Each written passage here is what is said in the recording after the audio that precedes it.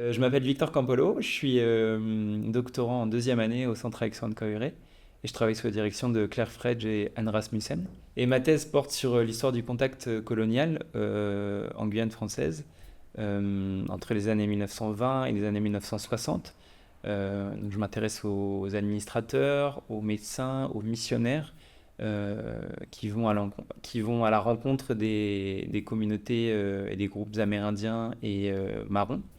Et puis je m'intéresse aussi, grâce aux matériaux ethnographiques, grâce aux entretiens oraux, aux stratégies et aussi aux politiques des sociétés amérindiennes et Wushinangé à l'égard de l'État colonial, de l'Église. Je prends appui sur un corpus assez large qui va des matériaux ethnographiques aux archives des congrégations religieuses, en passant par des documents que l'on retrouve dans les archives publiques à Cayenne ou aux archives nationales d'outre-mer à Aix-en-Provence. Cet article porte sur une mission cartographique qui a lieu en 1947 en Guyane française et plus particulièrement sur l'Oyapock. L'Oyapock, c'est le fleuve frontière avec le Brésil sur plus de 400 km.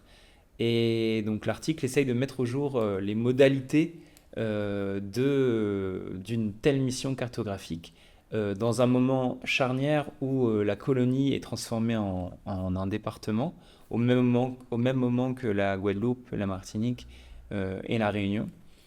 Et donc c'est une mission cartographique dirigée par un géographe de l'IGN, l'Institut géographique national, qui est un jeune institut civil qui émane du service géographique des armées, qui a été transformé pendant la guerre. Et donc voilà, je m'intéresse aux membres de la mission, amérindiens, marrons, créoles, aux différents rapports qu'il y a entre les membres de la mission.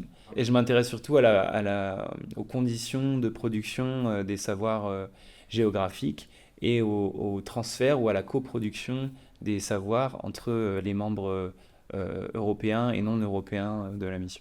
L'enjeu principal de cet article est de s'intéresser au terrain du géographe et j'essaye de décrire et d'analyser tout le contexte social, politique, aussi les contraintes matérielles, environnementales d'une telle mission. Je prends appui sur une riche historiographie aussi qui essaye de mettre en avant le rôle des savoirs vernaculaires, c'est-à-dire de mettre en avant les acteurs locaux. Ici, les piroguiers marrons, Saramacca, qui sont les navigateurs expérimentés sur les fleuves, mais aussi les porteurs et les guides amérindiens qui savent conduire les cartographes européens dans des zones où ils ne sont jamais allés.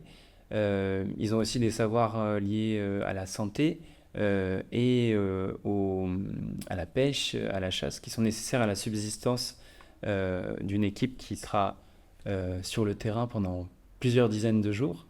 J'essaye de confronter tout cela à l'arrivée d'une nouvelle technologie pour la cartographie en tout cas, qui est la photographie aérienne, qui prend appui, qui a un usage d'abord militaire et qui se confronte à des usages qui sont assez différents puisque la forêt amazonienne a un couvert forestier très dense, très épais, et donc il faut aller voir sur place pour compléter les images aériennes. Je m'intéresse aussi aux différentes situations coloniales en comparant une mission qu'a fait le même ingénieur géographe qui dirige cette mission en Guyane, donc Jean Hureau, une mission qu'il a faite en Oubangui-Chari, l'actuelle Centrafrique. Et donc je m'intéresse aux différentes conditions de travail, aux différents régimes de travail entre les porteurs africains qui étaient soumis à des conditions de travail très difficiles, soumis à une autre législation qu'en Guyane, où les membres de la mission sont beaucoup plus libres et indépendants.